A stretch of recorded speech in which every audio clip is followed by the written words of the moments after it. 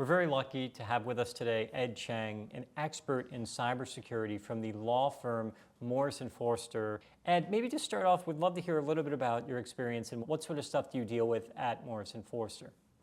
So my background is mainly cybersecurity incident response. So I manage investigations on behalf of clients relating to cyber threats, including ransomware attacks, wire fraud, and the like. And so for those clients, I tend to manage the entire life cycle of the investigation, from inception, the initial inquiry of the attack, all the way through to litigation and regulatory investigations. So you're an expert, some might say the best of the best when it comes to dealing with these sort of cyber issues. So, how do we help if you're an everyday person who has a cyber threat? If this happened to you, what would you do if you thought you might be a victim of something fraudulent, money missing from your bank account, and you think some sort of fraud happened? What would you do?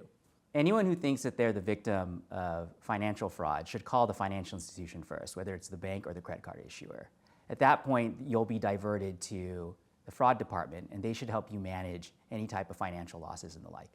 Is it important for someone to tell them immediately about this? Does that help get the funds?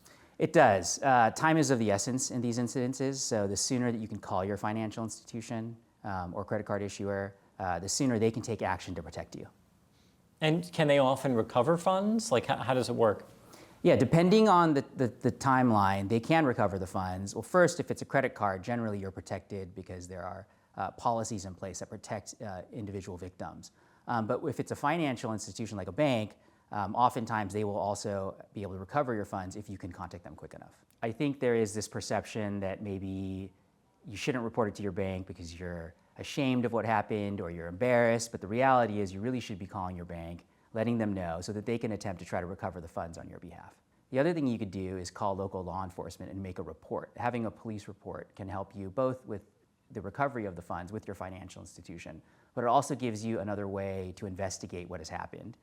And you can also, if it's a large enough loss, contact your local FBI office. They have agents in place for both identity theft and financial loss. How about scams like gift cards? If you report a gift card scam, does it go to the bank? Does it go someplace else? Can it be reimbursed? What would you do if you were the victim of a gift card scam? I would typically call the gift card issuer first. They're the first line because they are the ones who are issuing the funds. They can typically freeze the cards and potentially recover the funds that you've lost on that gift card. And then what about identity theft? Like, let's say you are worried that your social security number or something has been compromised, it's out there. What should someone do if they have their personal information compromised? Well, there's a lot that a threat actor can do with some of that type of personal information. The first thing I would do is I would call one of the 3 credit bureaus and place either a fraud alert or a credit freeze on my credit report. That way, a threat actor can't open new accounts in my name, can't try to get a mortgage in my name, or different things of that nature. Do I have any legal recourse against the scammers?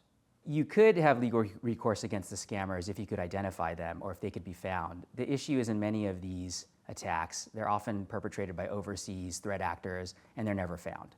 So we typically tell victims of financial fraud to really focus on recovery first. So it's contact your bank, have them put a freeze on your accounts, and try to recover any lost funds. Let's say you're an older adult and you are the victim of one of these scams. What sort of resources can you access for help? Well, you should certainly contact the National Elder Fraud Hotline that's operated by the Department of Justice. They can provide you resources to help you recover if you are the victim of a loss. If you're concerned that a family member may be a victim of fraud related to wills and trusts, what should you do? Well, they should contact an attorney, and particularly an attorney that specializes in family law or wills and trusts. Some of those types of fraudulent activities relating to powers of attorney, wills that have been backdated, changes that have been made, things like that, you definitely want to have a lawyer look at that to help you through that process. Ed, are you seeing a change in the type of scams that you see happening in cybersecurity because of all these crazy new artificial intelligence tools? Yes, we are seeing a quantum leap in the type of AI scams that are being used by threat actors. That includes deepfakes, voiceovers, fake videos, people pretending to be your family members who are compromised. It runs the entire gamut of fraud, and it's just exploding. We recently had an issue for a client where their CFO was purportedly called by the COO for a wire transfer, and according to the CFO, the voice and everything seemed just like the actual person. But later they found out it was actually a deepfake AI that was used from social media engineering. They were able to take the COO's voice from some video that was online that they had posted personally. They used that to commit fraud against the company. And did the company actually wire the money? The company did actually wire the money. The threat actor who was claiming to be the COO connected it to what was a very prominent deal at the time. And so the CFO thought they had no choice but to wire it or potentially lose the deal. The AI-powered attacks are everywhere. They're affecting large corporations. High-level executives are getting defrauded. Everyone from them to individuals. Ed, well, thank you so much for joining us today. This has been really insightful, and the work you do is extremely important to help organizations. And thank you so much for providing your advice for everyday people that want to find out ways to fight back against these scams. Of course. Well, thank you for having me.